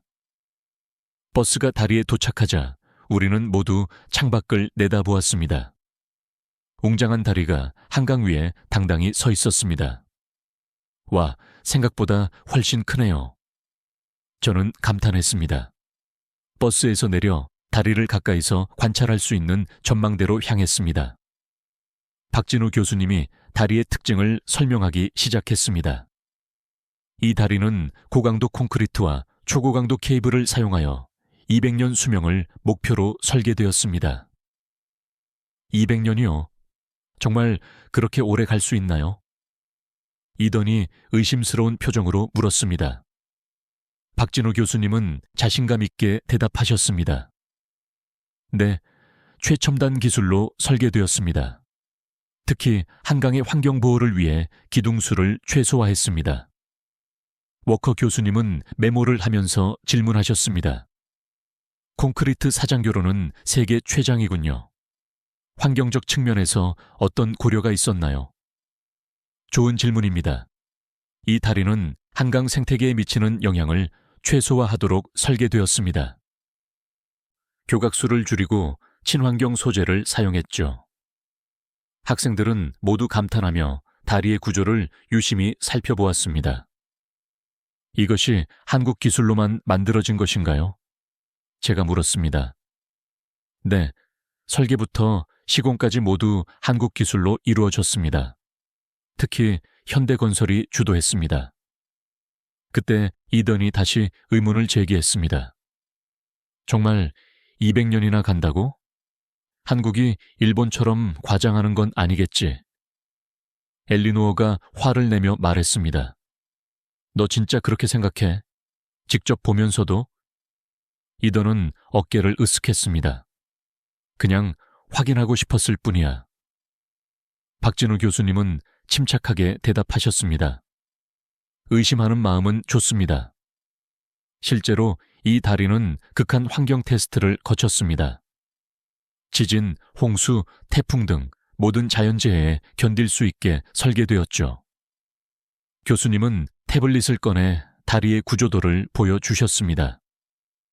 케이블 하나당 7,200톤의 하중을 견딜 수 있습니다. 혹시 공학을 전공하는 학생 있나요? 몇몇 학생들이 손을 들었습니다. 이 다리의 내진 설계는 리터 규모 7.0까지 견딜 수 있게 되어 있어요. 또한 강풍이 초속 80m까지 불어도 안전합니다. 수치를 들으니 이던도 점점 감명받는 표정이었습니다. 이거 진짜 대단한데 유럽에서도 보기 힘든 수준이잖아. 우리는 다리 위를 직접 걸어보기도 했습니다. 발 아래로 한강이 유유히 흐르는 모습이 장관이었습니다. 이 다리로 인해 서울과 구리시 간 이동 시간이 30분 이상 단축되었습니다. 교통체증 해소에도 큰 역할을 하고 있죠. 최지훈 주임이 덧붙였습니다. 기술뿐만 아니라 실용성까지 갖춘 것이네요. 워커 교수님이 감탄하셨습니다. 다음으로 우리는 다리 건설 과정을 담은 전시관으로 이동했습니다. 벽면에는 건설 과정의 사진들이 전시되어 있었습니다. 이 다리는 총 5년간의 공사 끝에 완성되었습니다. 3,000명 이상의 기술자와 근로자가 참여했죠. 전시관을 둘러보던 사라가 물었습니다. 이런 다리를 더 짓고 있나요? 물론입니다. 현재 한강에는 26개의 교량이 있으며 계속해서 새로운 다리들이 계획되고 있습니다. 박진우 교수님의 목소리에서 강한 자부심이 느껴졌습니다. 이던은 이제 관심을 보이며 질문했습니다. 한국의 교량 기술이 이렇게 발전한 이유가 무엇인가요? 좋은 질문입니다. 한국은 산지가 많고 강이 있는 지형적 특성 때문에 교량 기술 개발이 필수적이었습니다. 또한 빠른 경제 성장으로 인프라 구축이 중요했죠. 전시관을 나오면서 워커 교수님이 학생들에게 물으셨습니다. 여러분, 오늘 방문은 어땠나요? 정말 인상적이었습니다. 한국의 기술력이 이렇게 높은 줄 몰랐어요. 제가 대답했습니다. 심지어 이던도 고개를 끄덕였습니다. 그냥 멋지다고 인정해. 친구들이 이던을 놀리며 웃었습니다. 버스로 돌아가는 길에 박진우 교수님이 말씀하셨습니다. 내일은 더 특별한 다리를 보여드릴게요. 세계에서 유일무이한 다리죠. 어떤 다리인가요? 제가 궁금해서 물었습니다. 잠수교입니다. 이름 그대로 물에 잠기는 다리예요. 학생들 사이에서 웅성거림이 일었습니다. 물에 잠긴다고요? 어떻게 그런 것이 가능해요? 이던도 의아한 표정으로 물었습니다. 박진우 교수님은 미소만 지으셨습니다. 내일 직접 보여드리겠습니다. 호텔로 돌아가는 길, 저는 한국에 감탄하지 않을 수 없었습니다. 처음에는 회의적이었던 이던의 표정도 조금씩 바뀌고 있었죠. 내일의 잠수교 방문이 더욱 기대되었습니다. 다음 날, 넷째 날 우리는 반포대교 아래 위치한 잠수교로 향했습니다. 날씨는 맑았지만 아침 일기예보에서 오후에 비 소식이 있다고 했습니다. 오늘 방문할 잠수교는 세계에서 유일하게 홍수시 물에 잠기도록 설계된 다리입니다. 박진우 교수님의 설명에 모두가 의아한 표정을 지었습니다. 물에 잠기는 다리를 왜 만들지? 이건 진짜 이해가 안 되네. 이더니 고개를 갸웃거렸습니다. 우리는 버스에서 내려 잠수교로 걸어갔습니다. 보행자 전용 다리인 잠수교는 생각보다 넓고 길었습니다. 잠수교는 1979년에 완공되었으며 폭은 18m, 길이는 795입니다. 최지훈 주임이 설명했습니다. 그런데 왜 일부러 물에 잠기게 만들었나요? 제가 궁금해서 물었습니다. 홍수철에 수위가 높아지면 물의 흐름을 방해하지 않도록 설계한 것입니다. 다리가 물의 흐름을 막으면 더 큰 홍수 피해가 발생할 수 있거든요. 다리 위를 걸으면서 저는 한강의 물살을 내려다보았습니다. 평화로운 강물이 잔잔히 흐르고 있었습니다. 홍수 때는 이 다리가 완전히 물에 잠기나요? 사라가 물었습니다. 네, 하부 구조물이 수면과 가까워서 수위가 높아지면 자연스럽게 잠기게 됩니다. 특히 난간이 설치되지 않은 점도 물의 흐름을 방해하지 않기 위함이죠. 그때 하늘이 갑자기 어두워지기 시작했습니다. 날씨가 안 좋아지는 것 같은데. 워커 교수님이 걱정스럽게 하늘을 올려다보셨습니다. 괜찮을 거예요. 잠시 소나기가 내릴 수도 있지만 곧 그칠 겁니다. 최지훈 주임의 말과 달리 갑자기 빗방울이 굵어지기 시작했습니다. 이런, 생각보다 비가 심하게 오네요. 우리는 서둘러 다리 중간쯤에 있는 쉼터로 이동했습니다. 하지만 비는 점점 더 세차게 내렸고 번개와 천둥도 치기 시작했죠. 이상하네요. 이렇게 갑자기 폭우가 내릴 줄은 몰랐어요. 박진우 교수님도 당황한 기색이었습니다. 30분 넘게 비가 쏟아지자 한강의 수위가 눈에 띄게 상승하기 시작했습니다. 교수님, 물이 점점 올라오고 있어요. 제가 소리쳤습니다. 모두 침착하세요. 안전을 위해 다리에서 나가야 할 것 같습니다. 하지만 이미 다리의 양쪽 끝으로 물이 차오르기 시작했습니다. 우리는 중간 쉼터에 고립된 상황이었습니다. 어떡하죠? 물에 갇혔어요. 사라가 겁에 질려 말했습니다. 그때 갑자기 사이렌 소리가 울렸고 다리 양쪽에서 경찰과 구조대원들이 보였습니다. 서울시 재난관리 시스템이 가동되었습니다. 걱정 마세요. 곧 구조될 거예요. 박진우 교수님이 우리를 안심시켰습니다. 놀랍게도 우리가 있는 쉼터 근처로 보트가 접근하고 있었습니다. 이것은 미리 계획된 것인가요? 이더니 의심스러운 눈으로 물었습니다. 아닙니다. 정말 우연히 비가 내린 것입니다. 하지만 서울시는 이런 상황에 대비한 시스템을 갖추고 있답니다. 놀랍게도 잠수교가 물에 잠기는 과정이 서울의 뉴스에 생중계되고 있었습니다. 구조대원이 태블릿을 보여주며 말했죠. 지금 여러분이 뉴스에 나오고 있어요. 걱정 마세요. 안전하게 모시겠습니다. 우리는 보트에 올라 안전하게 강변으로 이동했습니다. 그곳에서 물에 점점 잠기는 잠수교의 모습을 지켜볼 수 있었습니다. 미쳤다. 이게 가능하다고. 이던은 완전히 충격받은 표정이었습니다. 우리 옆에 있던 한국 학생이 웃으며 말했습니다. 한강은 그냥 강이 아니야. 한국 사람들의 삶이지. 폭우는 2시간 정도 지속되다가 그쳤습니다. 놀랍게도 물이 빠지는 속도도 빨랐고 저녁이 되자 잠수교는 다시 모습을 드러냈습니다. 다리에 아무 손상이 없네요. 제가 놀라서 물었습니다. 네, 이렇게 설계되었거든요. 침수 후에도 바로 사용할 수 있게 말입니다. 이 다리는 드론 감시 시스템, AI 기반 수위 예측, 자동 통제 시스템으로 관리됩니다. 세계적으로 독보적인 시스템이죠. 박진우 교수님이 자랑스럽게 설명하셨습니다. 워커 교수님은 감탄을 금치 못하셨습니다. 이런 재난 대응 시스템은 전 세계 도시 계획의 모델이 될 수 있겠네요. 학생들은 모두 정신없이 사진을 찍고 메모를 했습니다. 특히 이던은 완전히 다른 사람이 된 것 같았습니다. 우리는 자연을 이기려고 하는데 한국은 자연과 공존하는 방법을 택했네. 이던의 말에 박진우 교수님이 미소 지으셨습니다. 맞습니다. 우리는 강을 두려워하지 않습니다. 함께 사는 법을 배웠죠. 우리가 호텔로 돌아가기 위해 버스에 오르자 박진우 교수님이 말씀하셨습니다. 내일은 특별한 경험을 준비했습니다.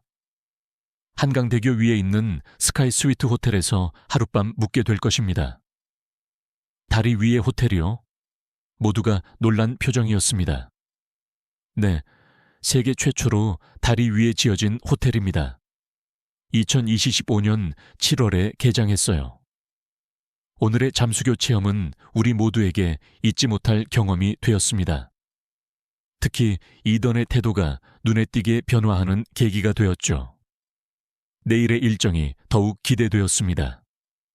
5째 날 우리는 기대에 부풀어 한강대교로 향했습니다. 오늘 밤 묵게 될 스카이 스위트는 세계에서 처음으로 다리 위에 지어진 호텔입니다. 최지훈 주임이 설명했습니다. 한강대교에 도착하자 우리는 모두 놀랐습니다. 다리 한가운데 위치한 144제곱미터 규모의 모던한 건물이 우리를 기다리고 있었거든요. 와, 이게 진짜 호텔이야? 제가 감탄했습니다. 네, 이전에 노들 직력 카페로 사용되던 공간을 리모델링했습니다. 2023년부터 공사가 진행되었죠. 우리는 호텔 내부로 들어갔습니다. 침실, 거실, 주방이 모두 갖춰진 럭셔리한 공간이었습니다. 무엇보다 창문으로 보이는 한강과 서울의 전경이 정말 환상적이었습니다. 이건 진짜 멋지다. 이던도 감탄을 금치 못했습니다. 최대 4명까지 숙박 가능하며 보통 에어비앤비, AirBNB를 통해 예약받고 있어요. 하지만 오늘은 특별히 여러분을 위해 준비했습니다. 우리는 짐을 풀고 잠시 휴식을 취했습니다. 창밖으로 보이는 한강의 풍경은 마치 그림 같았습니다. 오늘 저녁은 특별한 한국 음식을 체험해 볼 겁니다. 바로 곱창 무한 리필이에요. 박진우 교수님의 말에 학생들이 의아한 표정을 지었습니다. 곱창이 뭐예요? 사라가 물었습니다. 소나 돼지의 내장입니다. 한국에서는 매우 인기 있는 음식이죠. 학생들 사이에서 웅성거림이 일었습니다. 저도 살짝 걱정이 되었지만 한국 문화를 체험하는 기회라고 생각했습니다. 우리는 버스를 타고 유명한 곱창 거리로 향했어요. 가게에 들어서자 강한 향과 열기가 우리를 맞았습니다. 여기 정말 사람이 많네요. 워커 교수님이 놀라며 말씀하셨습니다.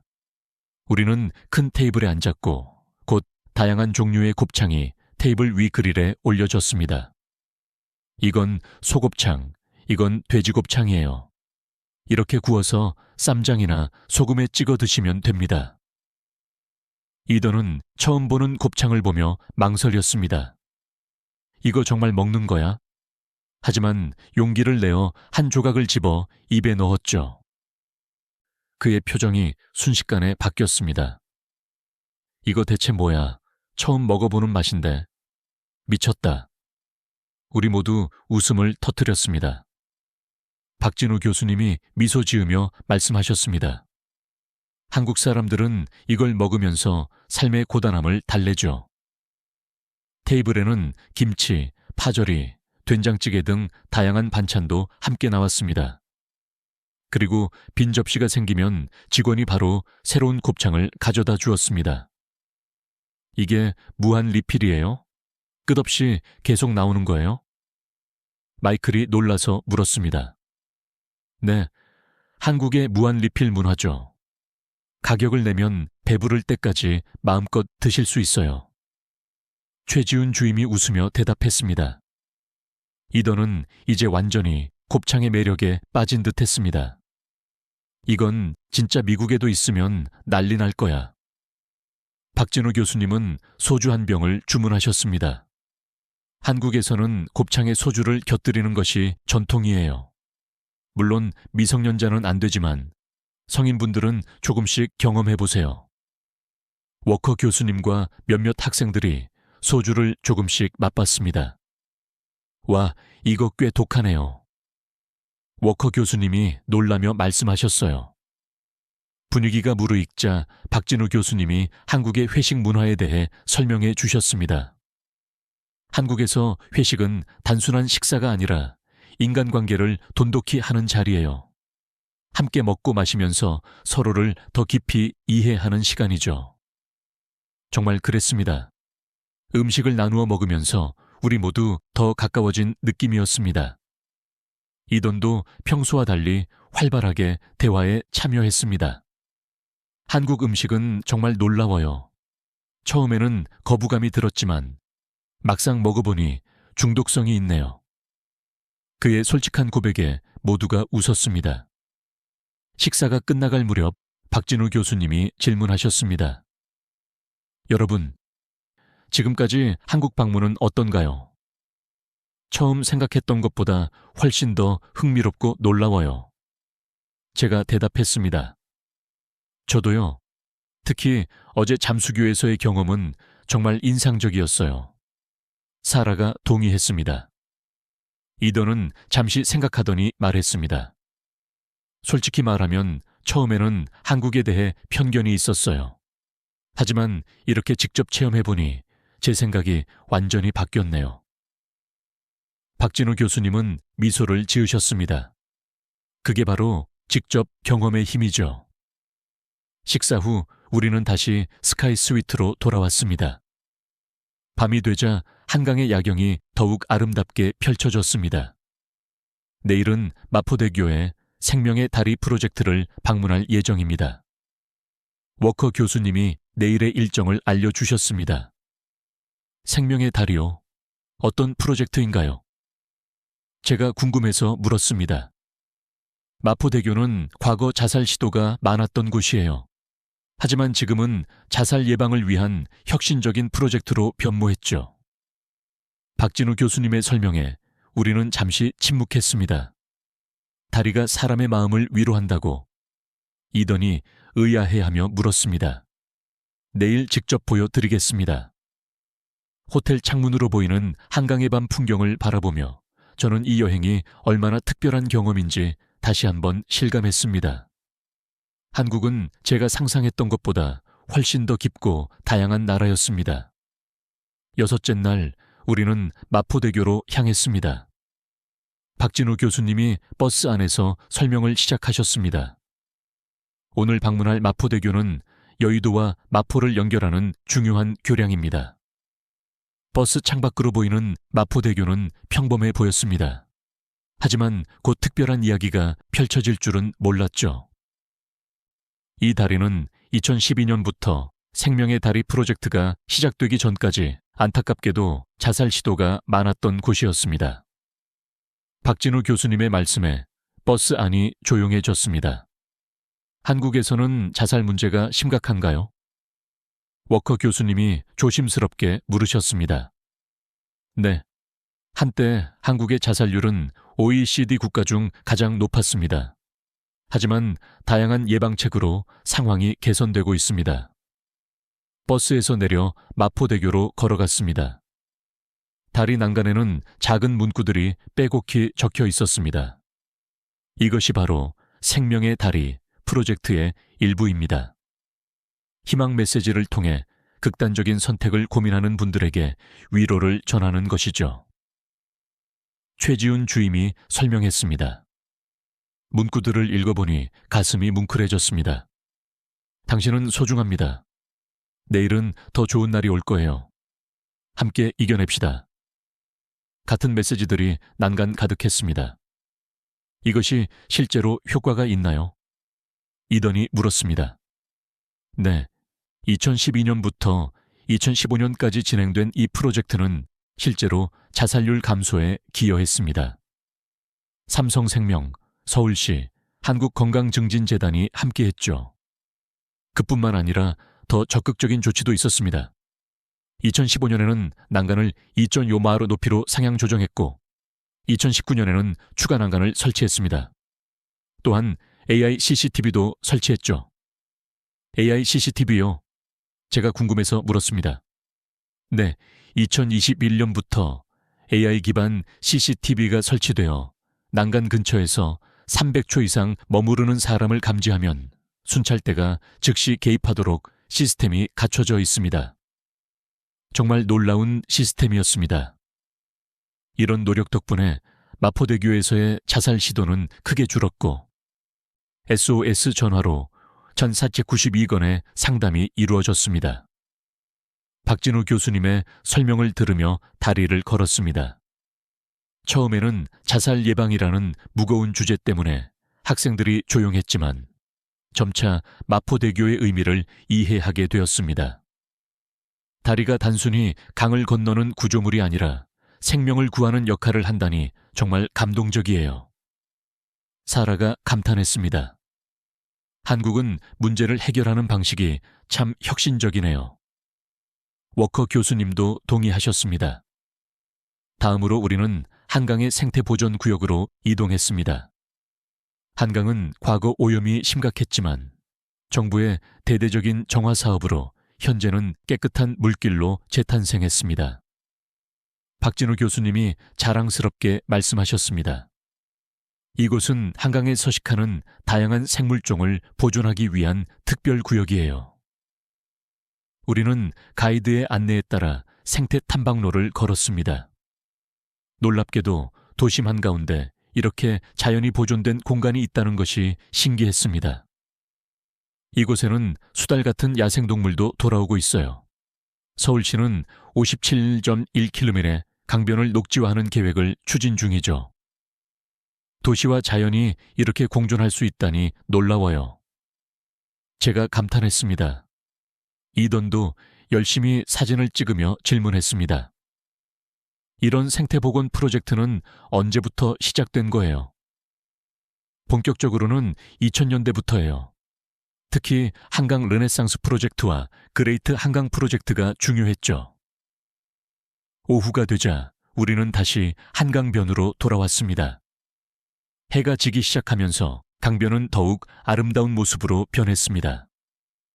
오늘 저녁에는 특별한 드론 라이트 쇼가 준비되어 있어요. 최지훈 주임이 알려주셨습니다. 우리는 강변 공원에 자리를 잡고 앉았습니다. 주변에는 많은 서울 시민들도 함께 모여 있었습니다.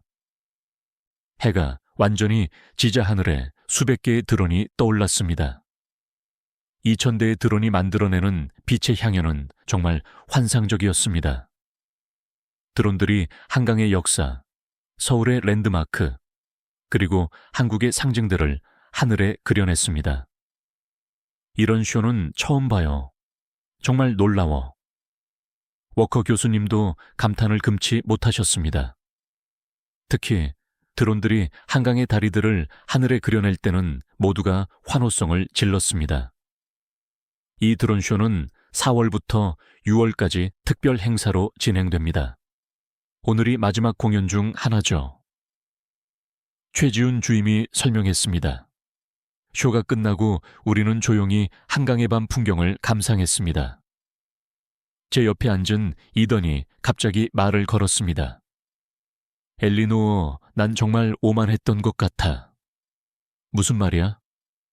처음에 난 한국에 대해 아무것도 모르면서 함부로 판단했어. 이렇게 아름다운 도시와 강, 그리고 사람들의 지혜를 직접 경험하게 될 줄은 몰랐어. 이던의 솔직한 고백에 저는 미소 지었습니다. 누구나 실수할 수 있어. 중요한 건 직접 보고 경험하며 배우는 거잖아. 우리 옆으로 박진우 교수님이 다가오셨습니다. 오늘 마포대교와 한강생태보건구역 방문은 어땠나요? 정말 인상적이었어요. 한국이 단순히 기술적으로 발전한 나라가 아니라 사람과 자연을 함께 생각하는 나라라는 것을 알게 됐어요. 제가 대답했습니다. 이던도 고개를 끄덕였습니다. 이번 여행이 정말 눈을 뜨게 해줬어요. 박진우 교수님은 미소 지으셨습니다. 내일은 마지막 날이네요. 귀국 전에 여러분의 소감을 들어보고 싶습니다. 호텔로 돌아가는 버스 안에서 우리는 모두 각자의 생각에 잠겼습니다. 한강은 단순한 강이 아니라 한국의 역사, 문화, 기술, 그리고 사람들의 삶이 모두 담긴 공간이었습니다. 내일의 발표가 기대되었습니다. 특히 이던이 어떤 이야기를 들려줄지 정말 궁금했습니다. 마지막 날, 우리는 서울대학교 국제회관에서 귀국 전 발표회를 가졌습니다. 각자 일주일간의 한강 경험을 정리해 발표하는 시간이었습니다. 여러분, 이번 세계의 강과 교량 프로그램의 마지막 날입니다. 소감을 나눠주세요. 워커 교수님이 발표회를 시작하셨습니다. 첫 번째 발표자는 사라였습니다. 한강은 제가 상상했던 것보다 훨씬 더 다양한 모습을 가진 강이었습니다. 특히 반포대교의 달빛 무지개 분수는 정말 잊지 못할 경험이었어요. 마이클은 한강의 기술적인 측면에 초점을 맞췄습니다. 고덕평대교의 세계 최장 콘크리트 사장교 기술은 정말 놀라웠습니다. 200년 수명 설계라니 미래를 내다보는 한국 기술력에 감탄했어요. 다른 학생들도 각자의 소감을 나누었습니다. 그리고 마지막 발표자는 이던이었습니다. 모두가 그의 발표를 기대하는 눈치였습니다. 처음에 가장 회의적이었던 사람이 어떤 이야기를 들려줄지 궁금했거든요. 이던은 잠시 자료를 정리하더니 말을 시작했습니다. 솔직히 말하면 저는 처음에 한국에 대해 굉장히 편견이 있었습니다. 한강이 세계 대학생 선호도 조사에서 1위를 차지했다는 것을 듣고 짜여진 각본이라고 생각했죠. 강당이 조용해졌습니다. 하지만 지난 일주일간의 경험은 제 생각을 완전히 바꿔놓았습니다. 한국이 이렇게 강한 나라일 줄 몰랐습니다. 이던은 화면에 우리가 방문했던 장소들의 사진을 띄웠습니다. 잠수교에서 겪은 홍수 상황과 서울시의 신속한 대응, 마포대교의 생명의 다리 프로젝트, 한강의 생태복원 노력. 이 모든 것들이 한강이 단순한 강이 아니라는 것을 보여주었습니다. 이던의 진심 어린 발언에 모두가 놀란 표정이었습니다. 특히 인상적이었던 것은 한국이 문제를 해결하는 방식이었습니다. 자연을 이기려 하지 않고 함께 공존하는 방법을 찾더군요. 하나의 문제에 다양한 측면으로 접근하는 한국의 지혜는 정말 배울 점이 많았습니다. 박진우 교수님은 미소를 지으셨습니다. 돌아가서도 계속 한국에 대해 공부하고 싶습니다. 특히 한국의 도시계획과 재난관리 시스템에 대해 더 깊이 연구하고 싶어요. 이던의 발표가 끝나자 큰 박수가 터졌습니다. 워커 교수님이 감동한 표정으로 나서셨죠. 이던, 정말 훌륭한 발표였습니다. 직접 경험하고 배우는 것의 중요성을 다시 한번 깨닫게 해주는 말이었습니다. 이어서 워커 교수님이 중요한 발표를 하셨습니다. 여러분, 이번 한강 방문이 너무 의미 있었기에 특별한 결정을 내렸습니다. 모두가 궁금한 표정으로 교수님을 바라봤습니다. 다음 프로그램은 한국에서 1년간 진행하는 장기 프로젝트로 확대하려 합니다. 서울대학교와 협력하여 교환학생 프로그램을 만들 예정이에요. 학생들 사이에서 환호성이 터져 나왔습니다. 정말인가요? 제가 놀라서 물었습니다. 네, 박진우 교수님과 이미 논의를 시작했어요. MIT와 서울대학교 간 교류 프로그램이 될 것입니다. 박진우 교수님도 일어나 말씀하셨습니다. 한국과 미국 학생들이 함께 배우고 경험하는 소중한 기회가 될 거예요. 특히 도시계획과 인프라 분야에서요. 발표회가 끝난 후 우리는 마지막으로 한강변을 걸었습니다. 일주일 전과 비교하면 우리의 시선이 완전히 달라져 있었습니다. 이제 한강은 단순한 강이 아니라 역사와 미래, 기술과 자연, 사람과 도시가 어우러진 살아있는 공간으로 보였습니다. 꼭 다시 올게. 이더니 한강을 바라보며 작게 중얼거렸습니다. 인천공항으로 가는 버스 안에서 저는 창밖으로 지나가는 서울의 풍경을 눈에 담았습니다. 짧은 시간이었지만 이 도시와 한강은 제 마음속에 깊은 인상을 남겼습니다. 다음에는 더 오래 머물러야겠어요. 최지훈 주임에게 말했습니다. 언제든 환영합니다. 한강은 항상 여러분을 기다리고 있을 거예요. 비행기에 오르기 전 우리는 마지막으로 단체 사진을 찍었습니다. 한 주 전과 달리 이제 모두의 얼굴에는 밝은 미소가 가득했죠. 특히 이더는 완전히 다른 사람이 된 것 같았습니다. 엘리노어, 고마워. 이더니 갑자기 말을 걸었습니다. 왜? 네가 처음부터 열린 마음으로 이 여행을 대했잖아.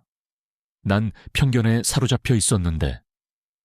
저는 미소 지었습니다. 서로 배우는 거지 뭐. 비행기가 이륙하면서 저는 창밖으로 작아지는 서울의 모습을 바라봤습니다. 한강은 은빛 리본처럼 도시를 가로지르고 있었습니다. 이제 한강은 단순한 물줄기가 아니라 한 나라의 과거와 현재, 그리고 미래를 담은 상징이 되었습니다. 언젠가 꼭 다시 찾고 싶은 강, 한강. MIT로 돌아가면 한국에 대해 더 많이 공부해야겠다고 다짐했습니다. 그리고 내년에 열릴 1년 프로그램에는 꼭 지원할 거예요. 이번 여행은 끝이 아니라 새로운 시작이니까요. 네, 오늘 사연 어떻게 들으셨나요? 대한민국이 이룩한 조용한 기술 혁신과 한강의 놀라운 도시 공존 철학에 대해 여러분의 생각은 어떠신가요? 이 감동적인 이야기에 대한 여러분의 의견과 경험을 아래 댓글에 자유롭게 나누어 주십시오. 또한 이 영상이 더 많은 분들에게 전달될 수 있도록 구독과 좋아요, 그리고 알림 설정까지 정중히 부탁드립니다. 여러분의 성원이 저에게는 가장 큰 힘이 됩니다. 영상을 끝까지 시청해주신 모든 분들께 진심으로 감사드리며 항상 건강하고 행복한 하루 되시기를 기원합니다.